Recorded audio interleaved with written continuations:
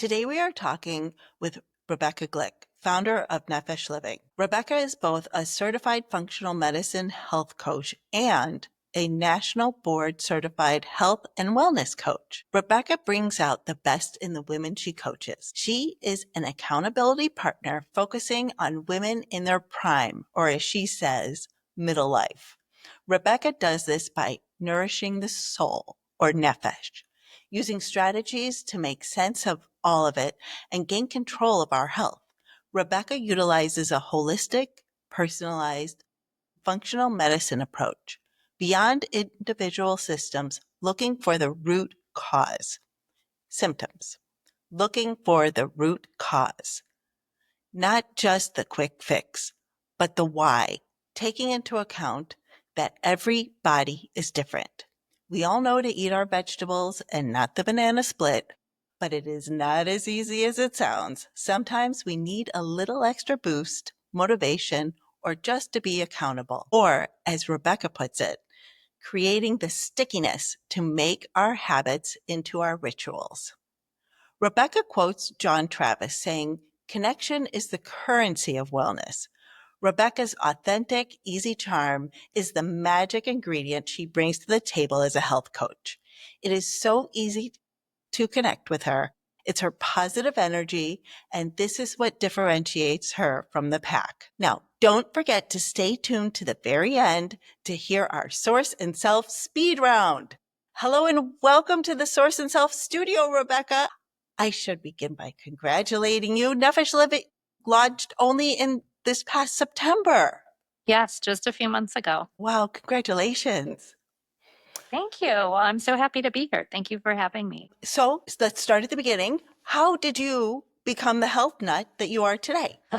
Yes, that's what I like to say. And, many other people would say that, maybe some different words in there too. So for me, health and wellness has been really, I think, a lifelong passion of mine. Just personally, things that I've navigated in my own health, becoming a mom. I have two daughters. And, parenthood certainly, kind of brings all kinds of things in terms of how you care for your kids and what you feed them and what's around them. And how you care for yourself alongside of it. For sure, right. And you realize that often those things are at odds with each other. And so, Yes. finding that space as a mom to care for your body and yourself and your own well-being can be challenging. And that's often the type of people that I work with is that sort of busy midlife mom that doesn't have the time that maybe they would like to prioritize how they're feeling and their health and well-being. So, but to answer your question, yes, I mean, I think it's been a passion of mine for a long time, and I worked for many years as an executive coach and in leadership advisory work. And really loved what I was doing, but there was something else calling me inside Right. of this sort of broader picture of wellness. And so, I really a few years ago listened to my inner voice, which is something I try to help my clients tap into too, is Yes, that how inner interesting. wisdom that we all have, that sometimes we just, it's there, but we're not listening. Yes, um, yes, yes. and so, I've really married those two passions of coaching and empowering people to make change in their life with a health and wellness lens, and really looking at all kinds of different lifestyle factors that often we overlook that can be super powerful, and just a way of sort of proactively how we care for ourselves. So, So you were attracted to the people who were a lot like you and going through the same things that you were going through.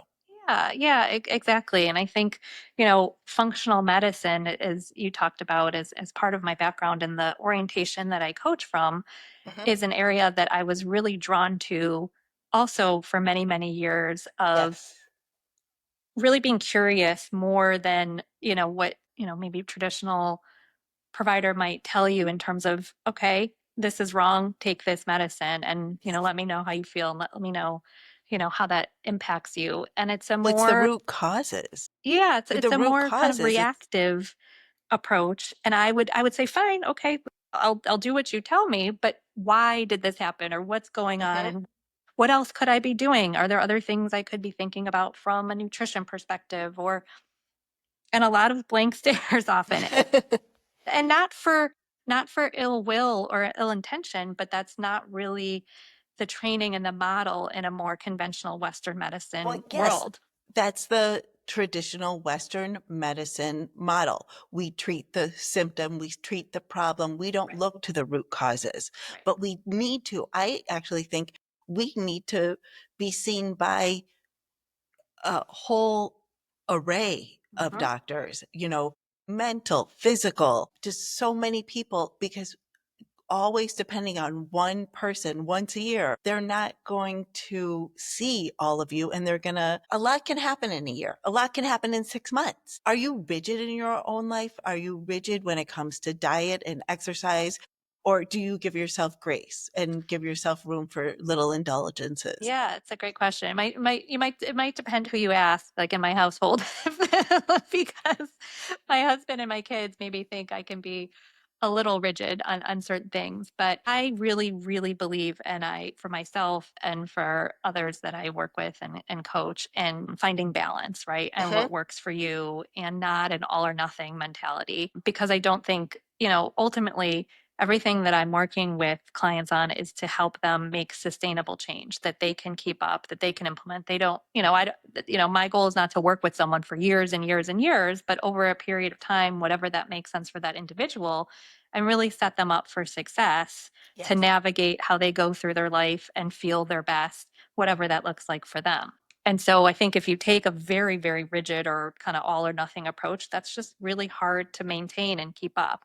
Yes. And so, are there certain things that maybe I'm more, conscious of, or someone might choose to be more conscious of because they know that that is going to impact them in certain ways? Sure.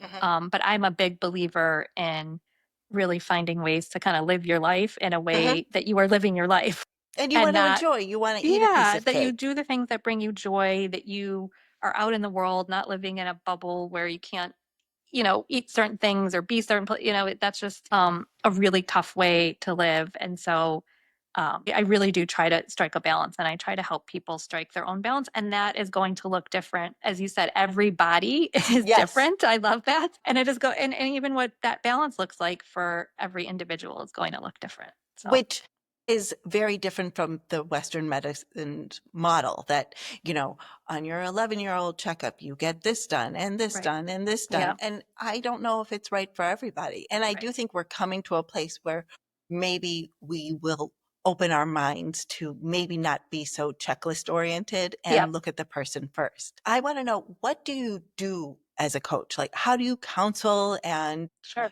what what do you do? Do you meet with people on Zoom? Are your clients, just very local? Can you meet with people who live all over the country? I have a friend who's a nutritionist who is a transplant, and she still helps people where she used to live because of Mhm. Zoom. So Mhm. thank God for technology. How do you work? So before maybe I answer sort of the mechanics or the logistics of how I work, one thing that, because people do, that I want to clarify is what people always ask me. So as a health coach, you're going to tell me exactly what to eat. Hmm. Or as a health coach, you're going to tell me exactly what my exercise kind of plan should be. Or, I should do X, Y, and Z in terms of my sleep.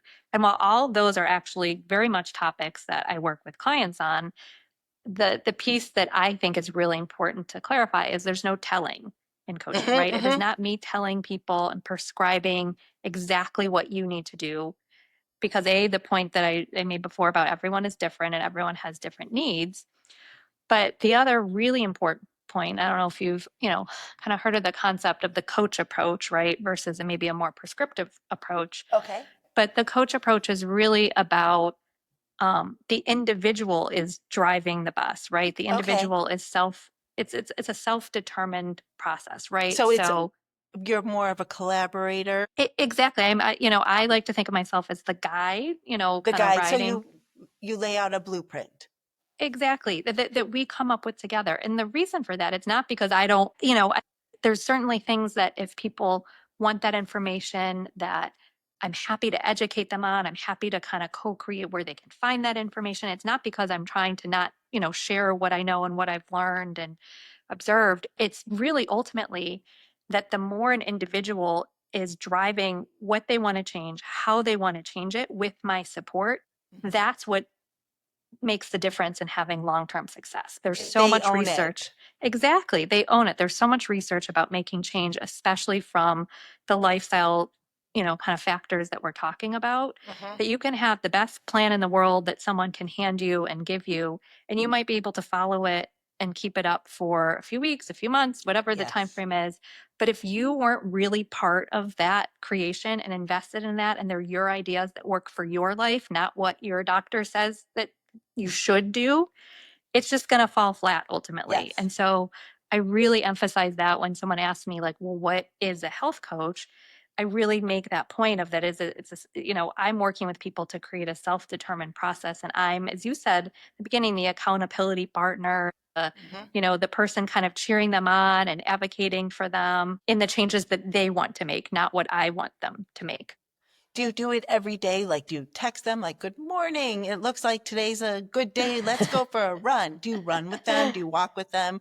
Do you Pilates with them? I would Do love you to do all those things. Those are things do I you like to do. shop with them? Um, so, I mean, it really depends, and it really varies. Again, sort of based on this really customized, individualized approach. So, Mhm. um, typically the way that I meet with people is virtually, Mhm. and typically it's over a period of at least 3 months, might be longer. Okay. Um, and Oh, we really? can As short as 3 months? Yeah, I mean, to start, right? I leave it up to the individual with, sometimes we meet every week, we might meet Mhm. every other week. There's often things that we're working on where we've kind of, come up with something that we want to experiment with. And Mhm. someone might want to check back in a week later. Someone might want to check back in 2 weeks later and give them some Right. time to sort of see how it goes. And see how it works to see the result, because even though I'm only, cutting out gluten today, well, I'm not going to know the result or how I'm feeling better about it Sure. um, in 24 hours. Right, exactly. But I mean, and people can email me in between sessions, and I have a lot of different, tools and worksheets and things that, again, it's not like I give that to every person if that's not relevant, but maybe How do someone you is trying evaluate to, somebody? sorry. How do you evaluate somebody? Are there like stock questions that you answer and then you go in one direction or another that, like, are there common client goals? Yeah, so that you actually your question led me to something I was just thinking about in terms of just sort of how the process starts. And so typically, if someone is interested in working with me, we may have a discovery call, complimentary, just to kind of see if it's a fit, Mhm. understand what their needs are. They understand what the coaching process is. Mhm. Um, and we just get a sense of each other. And then Mhm. from there, we will do as a first session, probably a longer intake session Mhm. where it's just really kind of diving deep into their goals, their desires, and really their why, right? Mhm. Mhm. Because that part is also so important in Yes. order to make change, of connecting back. Why is whatever you want to change important to you, and how will that impact your life, and what will be different? So if Is someone it? comes and says, I want to lose weight, Yes. okay, that's great, and that's often a goal, or they want to manage their weight in some way, but without really connecting it back to, well, what will that allow you to do? Will that allow you Mhm. to run around with your grandchildren and pick them up? Will that Right. allow you to move in a different way? Right. So, really helping people think about, what is my broader sort of purpose and why in these things that I think I want to do, and Yes. connect it back to that. And so that's what we really start with. And so there are some, kind of questions that we might talk about there in terms of why and purpose and goals. And then how do you address the goals? Is there is there something you tell every client? It's a great question. I mean, I think one thing when we're setting goals, or when we're talking about goals, is I do like to share with people sort of, what I have come to know and learn about Mhm. change, and certainly some things that come to mind are, right, starting small, right? So Yes. there's a great book by BJ Fogg called Tiny Habits, and it outlines so many just great just philosophies and techniques about making change. But one of them is really about starting small, starting tiny, not boiling the ocean, and really. being open to experimentation, right? So Yes. starting with something small, seeing how that works, and then you maybe add a little bit more. Yeah. So that's one thing that I certainly That's cool. emphasize when we're talking about goals, because sometimes people can have really big, broad goals that we need Right. to kind of like unpack and think about what is something, a very tangible action that we can start with. And what do you really want to get to? Just because Exactly. they say, I want to change everything in my world, Right. what do you really want to do? Right. Because something, And what will that do for you ultimately? And having them really yeah, think about what would life be like if X, right? If you weren't yes, tired all the time, if you could be present for your family, if you didn't, wake up every morning feeling just groggy, like what would that yes. do for you? And really getting that person to visualize, right, Mhm. what that means for their life, I think is just incredibly important and just kind of mandatory in terms of how we start the process. Do you work directly with people's doctors? Do you accompany them to their appointment, or do you advocate for your clients to the doctor staff, or do you leave that to them? That's a great question. Again, it depends on the individual. I have worked with providers if that's something that someone wants, right? To just maybe Hmm. have a check-in or understand, because the provider, whether from a functional medicine perspective or any perspective, is really what I would say focusing on the what and maybe a little Hmm. bit of the why, depending Hmm. on their orientation. And Hmm. my role is really about the how. So they might leave with sort of the Right. doctor's orders, right? Of Yes, yes. you should exercise X days a week, or you should really cut down on this item in your diet or whatever. Right. But they aren't, sort of set up to go through and how is that actually going to The work for follow that through. individual in their life and follow up and make sure that that's happening. Yes, yes.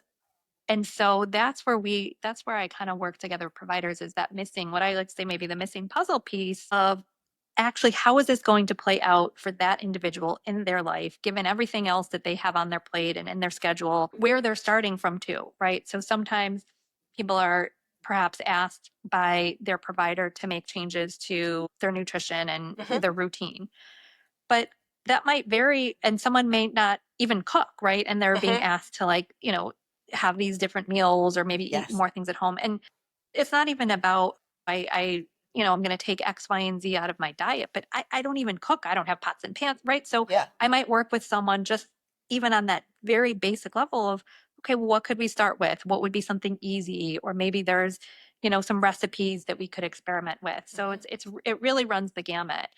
And the other question you asked about providers in terms of, um, the role that I can play is helping people prepare for a doctor appointment. What Yes. questions What might you want to ask? questions? Let's brainstorm together about what you're not getting and hearing from your doctor Hmm. that maybe would help, kind of create a different understanding of what's going on. So I absolutely can also do that.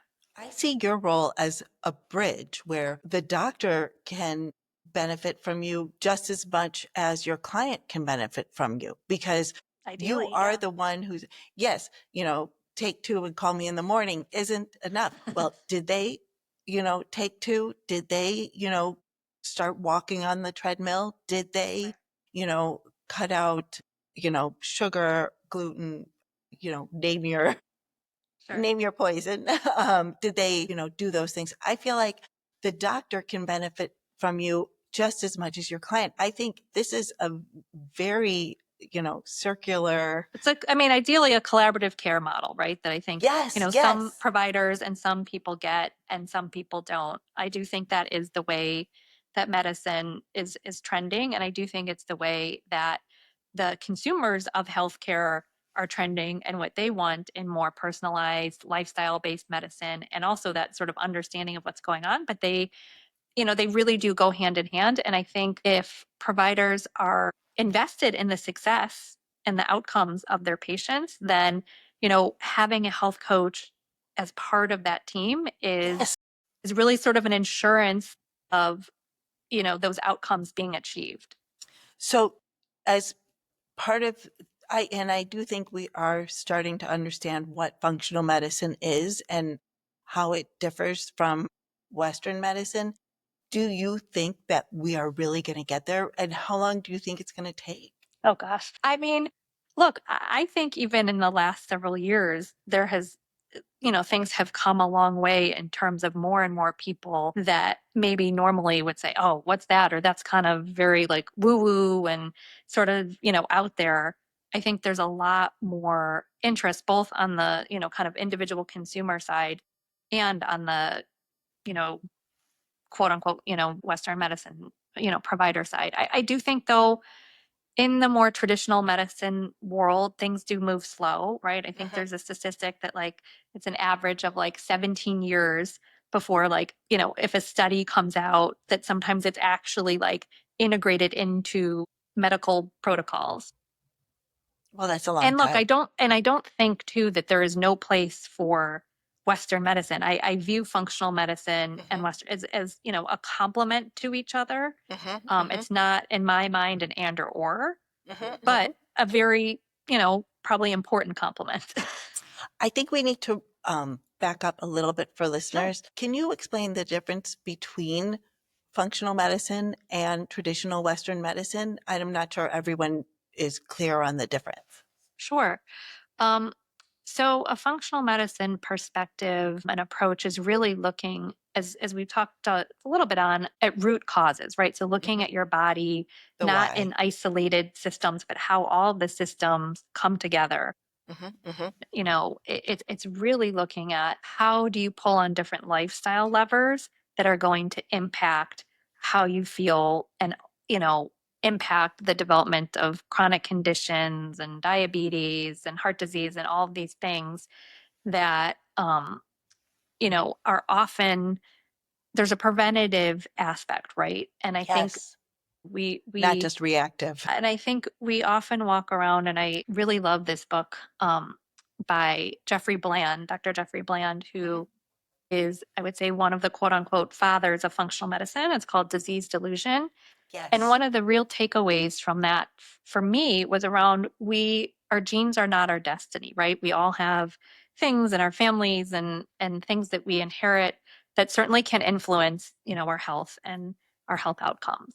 And it's not Wait, to say what that did you those just say? You just said our genes are not our destiny. Yes. Okay, I like that. I'm marking that down. Okay, so go on. I'm so sorry. Yeah. I Oh just no, wanted that's to okay. highlight that. I love That's that. okay. That's okay. But I think the point is that there's there's things that we can control and there's things that we can't control. Right. However, there's a lot and there's just so much more data coming out around what we can do to sort of turn on and turn off those. The levers. Yeah, in our body, and lifestyle plays a big role, right? You probably hear the Huge. term food is medicine. Food can Food really, is really medicine. impact, like, having the right nutrients versus lacking in nutrients, having, Yes. all the sort of goodness that from eating, you know, less Good processed whole food, foods. real food, back to the Real basics food. of Yes. what our body needs, the right amount of protein, right? All those things that nourish our body Yes. versus deplete our And body. also nourish our soul because, Yes. when you do take the time to cook, a lot of times you end up including other people in the house and, it really does feed your soul. I mean, cooking for me is, I would say is one of my love languages to my Oh, family is as yeah. much as, sometimes there's no time and trying to fit it in and, nothing too complicated. Right. But like making my kids like like fresh muffins for breakfast Right. or making dinner for everyone so that I know what we're eating and that, Yes. hopefully it's nourishing and Hmm. nutritious and filling is the way that I can show care for them in my mind. There's Whether nothing they like take it. it that way is another story, but it certainly is a way that I express, care in my household. So, How lovely. yeah. Now, I do think it's almost revolutionary in the US that we're moving to treat the whole person Mhm. and, work on prevention and early detection as Yes. opposed to the symptom. I'm glad we're getting there. And I'm glad that technology has allowed us to Mhm. move this way and that the medical model mindset is moving that way. I still think, there's still a bit rigid and there's such a time constraint because there's so much need. Yes. There's there's just so much need. Yes. What do you think you've learned from coaching? And tell me some wisdom that we can learn from your experiences. Well, thank you. I mean, I think coaching, I guess something that I've learned is really, often we can get stuck in our own, and this is I guess a lesson for myself. We can get stuck in our own narratives Mhm. of the shoulds, or this is me, that like I'm not a runner, or I'm Mhm. not a cook, or I'm not X, Y, and Z, or no, I can't make a career change. That was me talking to myself. Right, right, right, right. And and I think really taking a step back and I guess creating that space when working with a coach to sort of reflect Mhm. on, breaking up those cycles and those narratives that we Mhm. tell ourselves, I think is so powerful and Yes. something that I've learned for myself. And I really try to, facilitate that. Right. And look, coaching, as I talked about in the beginning, not being this prescriptive process, right? It is very Right. much a collaborative, co created. And that can sometimes be hard too, right? When I'm thinking, oh gosh, I really want them to, think about doing X, Y, and Z, or I know that if they would just, go to sleep earlier, they would really feel better. Right, But right, at the end of the day, that's not going to serve my client, right? And right. so I am so passionate about helping people feel their best and feel better, feel like themselves, and just live a healthy life on their terms, how they determine it. And so if I'm imparting what I think or what I think I know for them, I'm not serving them in a way, that they're going to, kind of be able to sustain that. So it's a very delicate balance of, offering suggestions, recommendations in a way that you're facilitating an individual really kind of drawing within their own wisdom, Mhm. to, kind of set the pace and set the path.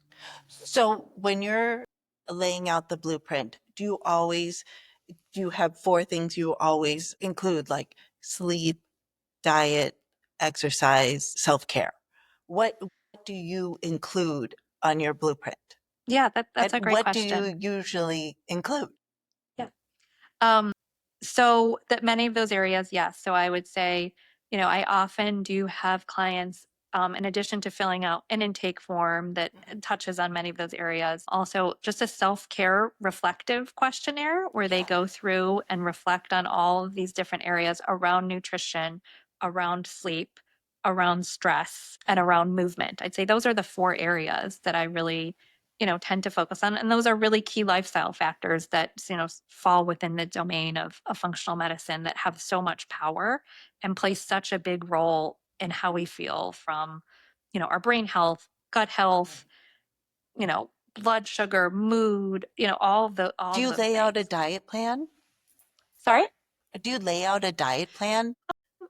Not necessarily. So I'm not, a registered nutrition Right. or registered dietitian or nutritionist. Correct. I am trained and it is within my scope to work with, any of the food plans from the Institute for Functional Medicine. Oh, So the coaching wow. program that I went through, it's called the Functional Medicine Coaching Academy, and it's integrated and affiliated and sort of run by, co-collaborated with the Institute for Functional Medicine, which Mhm. is, I would say, the premier, kind of body of educating and certifying practitioners to Mhm. be functional medicine practitioners. Mhm. And so they have designed many food plans that, may be relevant, depending on the circumstance. And So so, like a low sugar, low gluten, yeah. high So for like, protein. exactly. Like, for example, I recently coached a client through an elimination diet. So that's Mhm. one of the plans.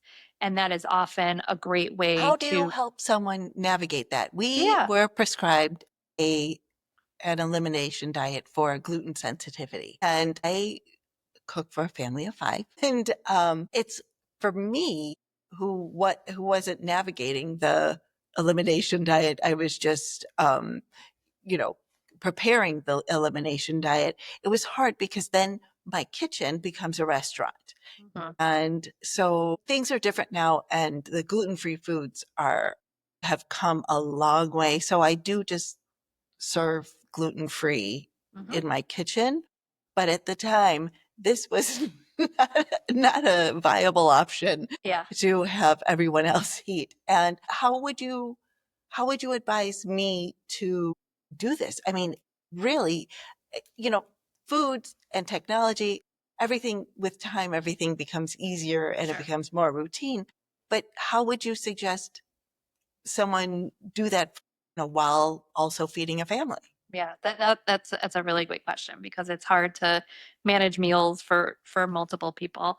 Um, I mean, I think, one thing, and I don't know, how what you did worked, often an elimination diet and ones that I've coached people through are 21 to 28 days. And Hmm. so, Yeah, first and foremost, emphasizing it's not forever, right? So it is a it's not short forever, but time period. it's a time period. Yeah, it is, yes, it is a time period, but, I do think anyone can do anything for a time period, and you know what? It takes a lot, and I Yes. don't know what it was like for you, but it does take, and this is where I've worked with clients, is it does in that particular environment where you are cooking for others and you have others in your household to take care of, it takes a fair amount of just planning and prep of, Yes. like, how is this A going little to extra look prep. like? You can't just wake up and say, "Okay, well, I'm gonna make and everyone's gonna eat this." Like, you have to have a bit of a plan in place, and it's not as if, there's different circumstances, but if someone's provider has suggested that to particularly maybe, pull on if there's some food sensitivities or some things that maybe are contributing to how someone is feeling, or if they're trying to Hmm. just gain more awareness in terms Hmm. of how different foods make them feel, it's usually not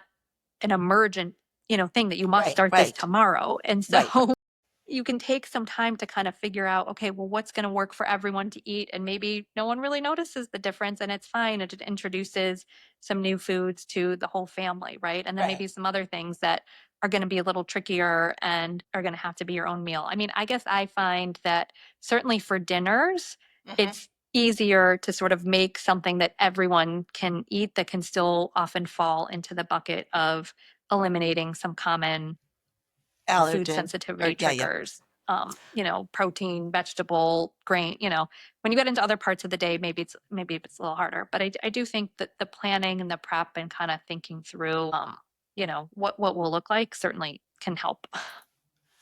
So now, as a client of yours, Hmm. I find that my daily rituals, no matter how stretched I am, keep me grounded. It's like little rituals, like, my daily routines with my hair and Uh-huh. face and makeup, or my exercise routine, or, my dog walk. What would you tell me as your client to try as universal recommendation of self-care, something we all need to be reminded of? Well, I mean, I think self-care can look different for everyone, right? In terms of what is feels caring and nourishing to their bodies. Hmm.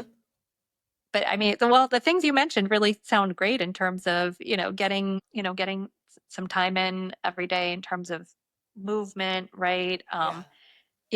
Honestly, sometimes like I even remembering to like take my hand lotion out of the drawer and like massage my hands for a minute Yeah. before I'm rushing out the door and just breathe is an act of self-care for myself and just Yes. slowing down for a minute, Yes. Yes. because we're just so rushed and we're so over programmed and it can be so easy to get into the swirl. Yes. um, and so, Into the swirl. Did you say swirl? yes, yes. I love that. I'm going to use that. I've never, but I think I I love don't know, that. I just Okay. feel like things are always swirling all over the place, kind of like Mary Poppins, like the Oh, wind, or it's just everywhere. that's great. So it's finding little moments for yourself, right? That you're just, whether sometimes it's a cup of tea at night, Yeah. or, um, I do have a dog too. So walking the dog, um, and just getting outside, even if it's a short walk down my block, like I know that's, just getting fresh air. outside is huge. Um, so as your client, what questions would you ask me specifically? And what questions, if I wanted you as a coach or another person as a coach, what should I ask you? And what expectations should we have of one another? I, want to go in with open eyes if I want a health coach.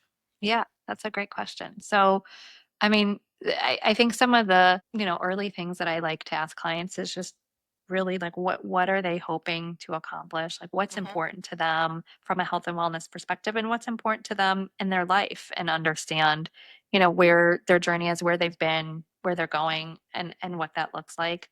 Um, Is it I really try sorry. people who are facing a health crisis who come to you?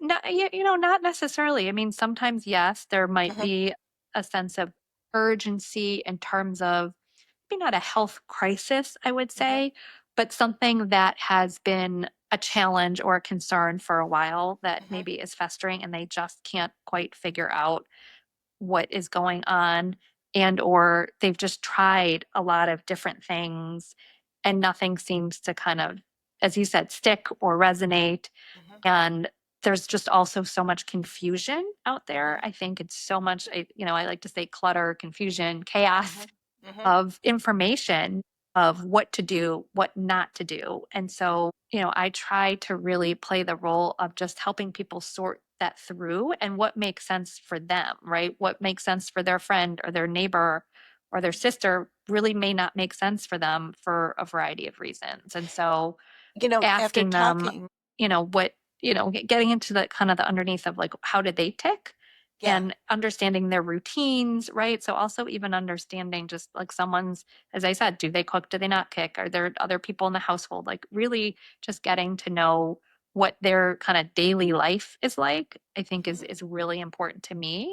And also understanding just, where have they been successful in the past, right? mhm. So a big part of coaching is sort of drawing on what You you're want not your giving yourself wins. enough credit that you've done some of these things Yes, before and you've made changes big or small in the past.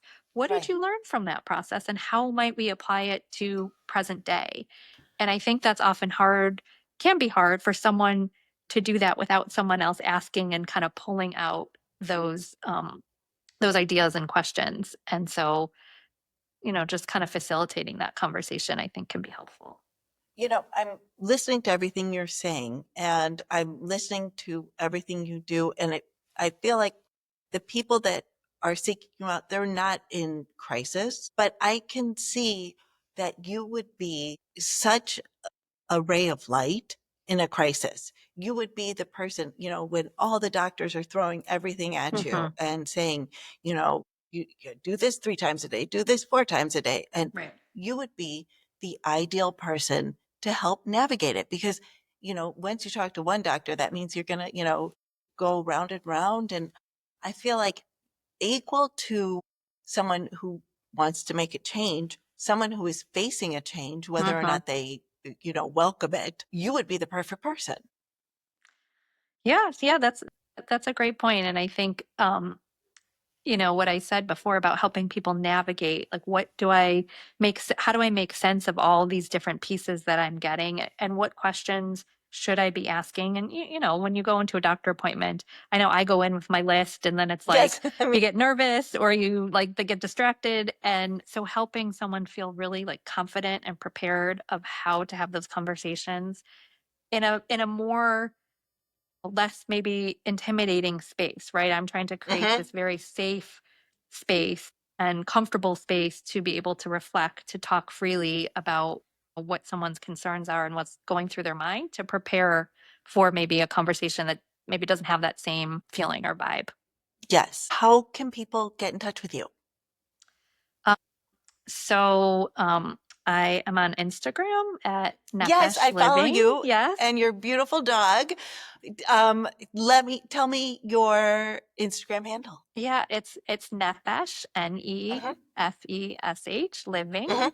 Hmm. And there people can sign up for a free discovery call, as I mentioned. Great. And that's usually 30 minutes. And we just, like I said, get to know each other and see I've if also it's a fit. noticed you have a lot of tips and tricks on I there do. Yeah. and On good Instagram, I certainly recipes. do. I Some have, things look so beautiful. oh, thank you. Yeah. I post things, different recipes and things that I cook and just different, tips.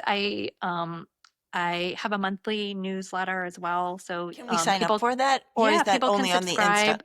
Yeah, people, it's for free and people can subscribe from my Instagram page as well. Um, That's really cool. And, I just put out an issue in June and we had a great tip sheet about kind of beating the bloat, right? I hear a lot Yes. of my clients, kind of in that midlife women stage, there's, bloating and things that are sometimes unexplained. And so, Right. especially in time for summer, Yes. I put out It some is bikini recommendations for season that. after Yeah. all. Some smoothie recipes. Oh, nice. And, so there's a lot of just motivational information, tips, just things to get people thinking and Hmm. reflecting Hmm. about how they might apply that. So, yeah, that's the best way to get in touch. And like I said, I kind of start with the discovery call, and then we'll do kind of a deeper dive intake, and then go from there and sort of set up what the right amount of sessions are and frequency, and that's all really customized to the individual. Oh, it's really cool what you do. It really is. We all need a Rebecca. Well, thank you. Yes, I mean, I'm a big believer, as you said, that everyone can benefit from a health coach in some way. Yes.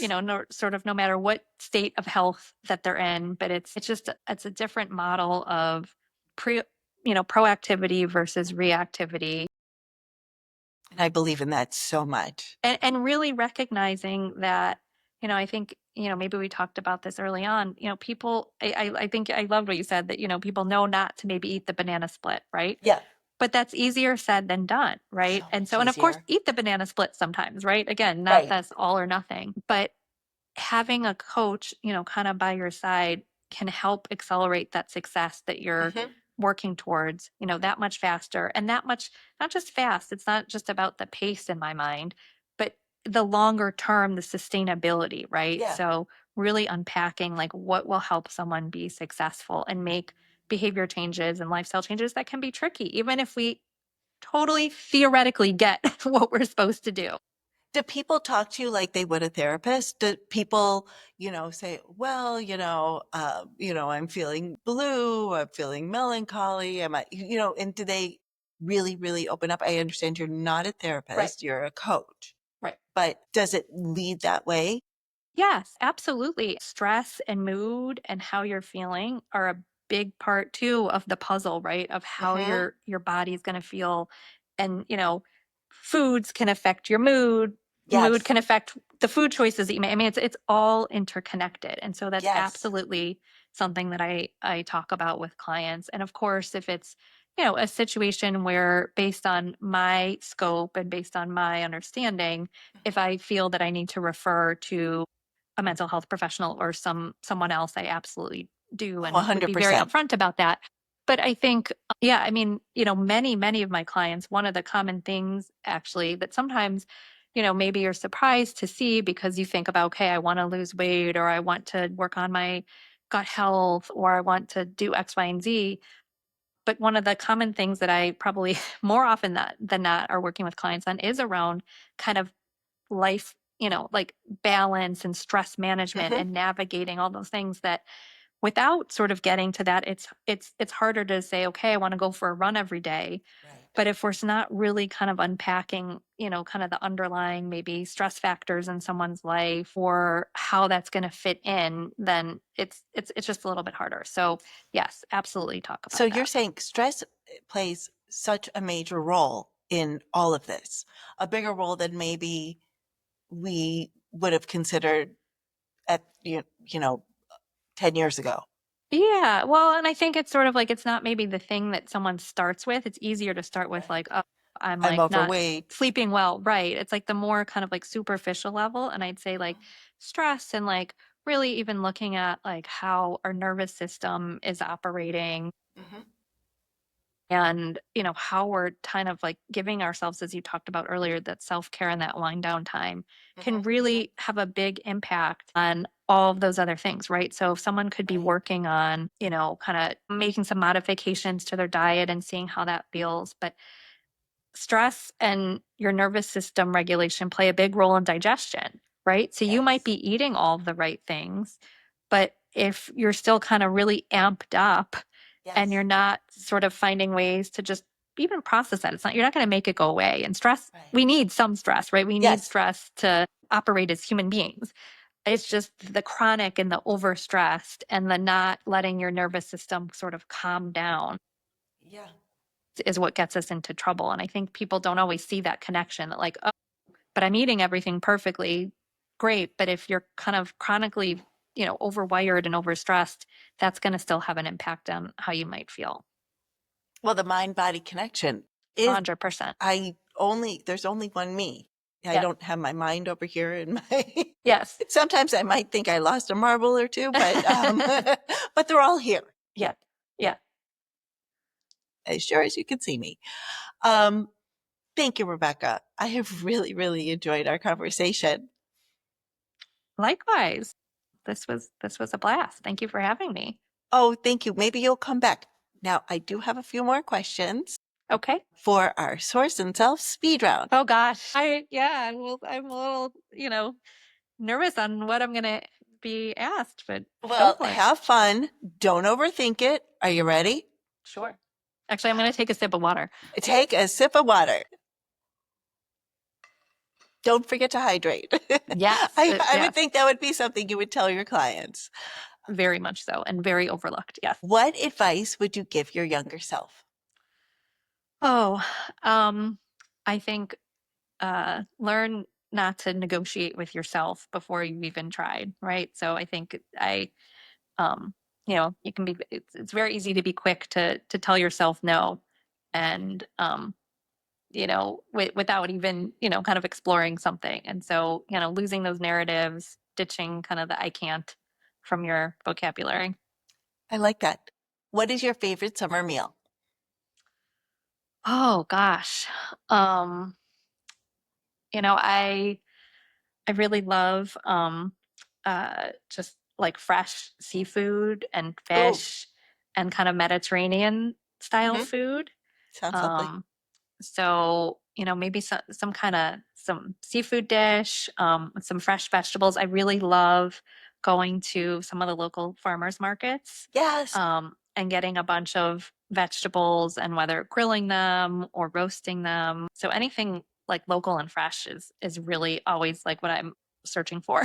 sounds like summer. Who, alive or gone, would you like to share this meal? Gosh, that's a tough one. Honestly, alive, one person that I really would love because I follow him and I just have so much respect for what he puts out there and how he advocates within our healthcare system is Mark Hyman. Oh, I knew you were going to say You that. knew I was going to say that. Oh my God. And I love watching him and he has such a like a Yes, personable style and yes, relatable. And I would love to just, you know, I don't know, learn more from him and be in his presence, be on his team. Whatever it would yes, take. yes. I don't know why, but I knew you were going to say that. You can read my mind. What are you reading? So right now I am reading a book called The Great Alone by Kristen Hanna. Oh, Um, I like Kristen Hanna. yeah, so she also wrote like the Nightingale Yes. and many others. And it's interesting. It's about this family around kind of the post Vietnam War who Hmm. moves and relocates to Alaska. And they are really left like, it's very, very remote and rural. And I'm just, kind of in the early stages of it, but just it's a really great story of how they literally are, foraging for everything that they eat, everything that they do from a very different life than they had before. So it's just a very interesting sort of like it puts you into this you're in the middle of Other nowhere kind of world. nature state. Yeah. How lovely. What is your favorite workout? There's I do a few different things, so I don't know if I have a favorite, but I mean honestly I really like walking. Variety is the spice of life, they say. Yeah, I mean variety is great. I mean I do Pilates, I do yoga, I do How weight lovely. training, But walking, um, walking with tennis, Freddie. pickleball. So I do a lot of different things to keep moving, but I really actually do enjoy walking. A, when I'm walking my dog, and Mhm. he needs a walk, so I'm doing something productive, but spending time with him.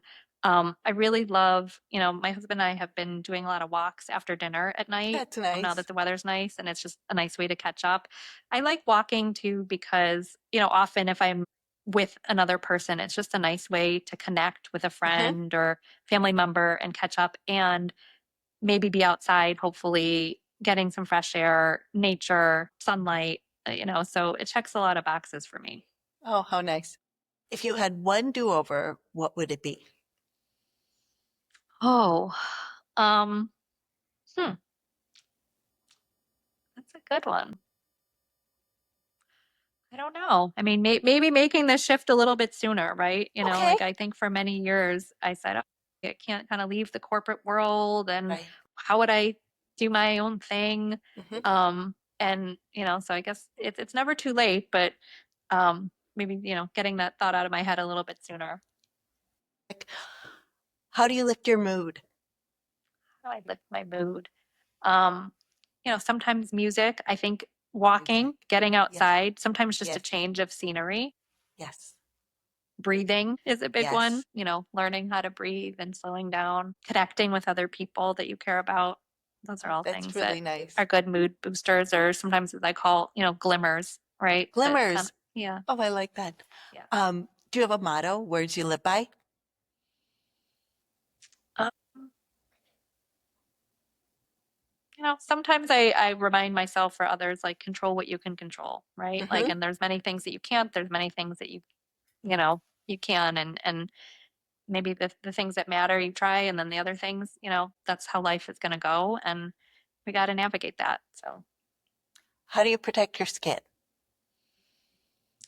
I do put on, I use a moisturizer every day that has an SPF, Great. winter or summer. I see the dermatologist. I have a very thorough dermatologist that, Great. checks my skin. I'm a little bit freckly. And yeah, I mean, I do use sunscreen. I try to, use you know, a, a sunscreen that has a decent SPF and is Right. mineral based versus chemical based. So, Yes. Yes. Agreed. What is the first thing you do when you wake up in the morning? I'll hopefully not grab my phone, but I try to keep it in a different place, but sometimes it's there for different reasons. I actually have like a stretching routine that I Great. try to employ. So yeah, I do some stretches in bed and in my bedroom. How lovely. Sometimes another kid or someone has come in my room before then and it gets a little thrown off, but that is But you usually the very try. first thing I try to do before doing anything else. And it's Just for, short, maybe 5 minutes. and what is your superpower? Oh my goodness. I think I agree with what you said. I see one of my superpowers as the way that I connect and care for people and, hopefully put them at ease. Yes, you I do. well, thank you. You're very So easy. yeah. Thank you so much, Rebecca.